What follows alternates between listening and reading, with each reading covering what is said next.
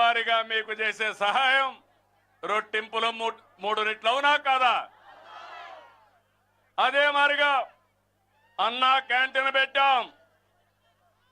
అన్నా క్యాంటీన్ పెట్టి ఏమ్మా 5 రూపాయలకే భోజనం పెడుతున్నావా లేదా? అలాంటి క్యాంటీన్ని మూసేశాడా లేదా? ఇది విధ్వంసం అవునా కాదా? పేదవాడికి అన్నం పెడితే తప్ప అని మిమ్మల్ని అడుగుతున్నా. అన్నం పెట్టడం మన సాంప్రదాయం అవునా కాదా అని మిమ్మల్ని అడుగుతున్నా.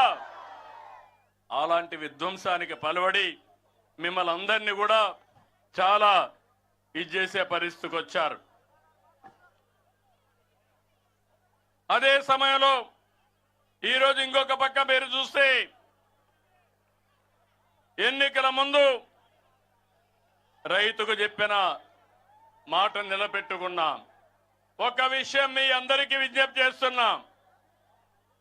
పంటలు పండినా పండకపోయినా లాభం వచ్చినా రాకున్నా తుఫాన్లు వచ్చినా నష్టపోయినా ఏ రైతు వ్యవసాయం చేయడం మానడు. నిద్ర లేసి ఇంటి దగ్గర నుంచి పొలానికి పోంది అతనికి మళ్ళీ నిద్ర పడదు. అలాంటి మీరు దేశానికి అన్నం పెట్టాలనే తపనతో భయంకరమైన కరోనా వచ్చిన సమయంలో అన్ని రంగాలకు లాక్డౌన్ ఇచ్చాం. కానీ ఒక్క రైతుకు మాత్రం లాక్డౌన్ లేదు.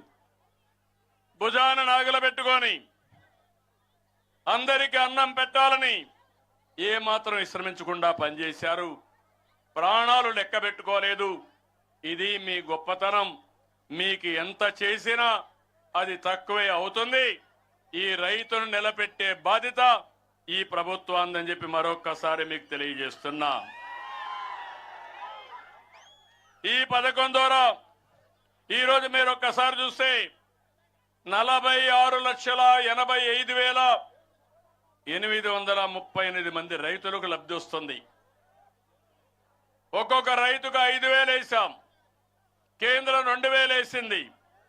మన వాటా 2,343 కోట్లు, కేంద్రం వాటా 832 కోట్లు, రెండు కలిపితే 3,175 కోట్లు ఈ రోజే మీ అకౌంట్కి వస్తున్నాయని చెప్పి కూడా నేను మీకు తెలియజేస్తున్నా. మా తమ్ముడు ఇప్పుడే చెక్ చేసి చెప్పాడు నా డబ్బులు వచ్చేసిందని. చెక్ చేసుకోండి. ఎక్కడన్నా ఇబ్బంది ఉంటే సుఖీభవ పోర్టల్లోని RSK లాగిన్ అయి మీరు చూడవచ్చు. సందేహాలుంటే 155251 టోల్ ఫ్రీ నెంబర్ ఇచ్చాం. అందుకు కాల్ చేసే అవకాశం ఉంటుంది. ఈ దర్శి మండలంలో 10,972 మందికి 7,36,00,000 ఇస్తున్నాం. వీరాయపాలెంలో 476 మందికి 31 లక్షలు మీ అకౌంట్లో పడ్డాయి. దాన్ని డ్రా చేసుకునే బాధ్యత మీదని మీకు తెలియజేస్తున్నా. ఈరోజు ఇంకొక పక్కన మీరు చూస్తే వ్యవసాయాన్ని మళ్ళీ గాడిన పెట్టడానికి అనేక కార్యక్రమాలు తీసుకున్నాం. ఈరోజు మొత్తం పొలం పిలుస్తుంది. 15,242 గ్రామాల్లో సమస్యలన్నీ పరిష్కారం చేశాం. నేను డ్రిప్ ఇరిగేషన్ ఇచ్చాను. ఆ తర్వాత వైఎస్ఆర్ కాంగ్రెస్ పార్టీ వచ్చి డ్రిప్ను రద్దు చేశారు. నేను ఆ రోజు ఆలోచించాను, రాయలసీమ కరువు సీమ ప్రకాశం జిల్లా కూడా వర్షాభావం ఎప్పుడు ఉంటుంది, వర్షాలు పడడం లేదు. అందుకే ఈ రెంటికి 90% సబ్సిడీ ఇవ్వాలని నిర్ణయించా. ఎస్సీ ఎస్టీలకు 100% ఇచ్చా.